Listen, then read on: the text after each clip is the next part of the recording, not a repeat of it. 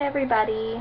Um, my group's project was the music industry, and I'm just going to do a short lecture on some of their major products and vocabulary and some other things real quick. Okay, so the industry's major products. In the 1920s, the gramophone started to threaten the sales of sheet music. In the 1920s to the 1950s, that was the golden age of the radio, so getting very popular there and stealing sales from the gramophone and sheet music, obviously. Let's see. Until in 1948, gramophones started to be able to play 25 minutes per side of music, so gramophone sales went up a little bit. In the 1940s, we had a reel-to-reel tape recorder, which were monophonic, which means that you can only have one song and one thing going on at a time, pretty much.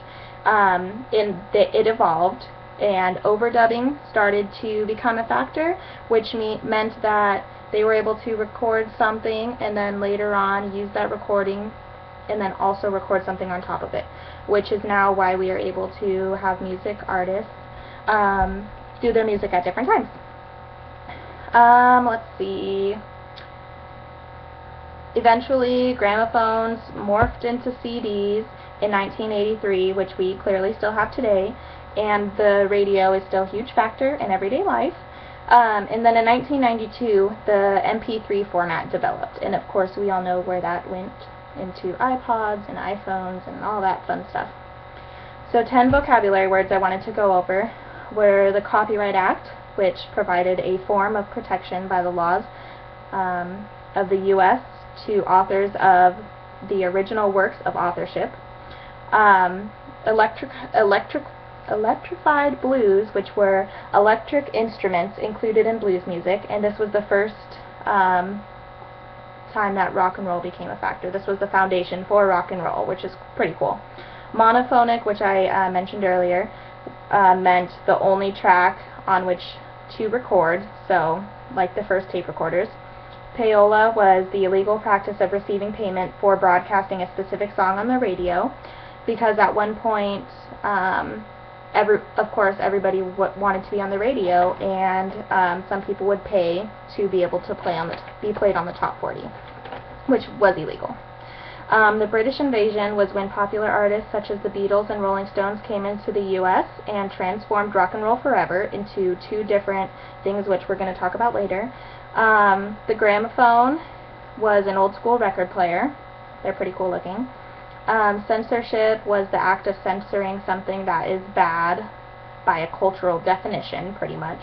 That began after World War II juvenile delinquency. Everyone is blaming the music and the rock and roll and blues and stuff like that.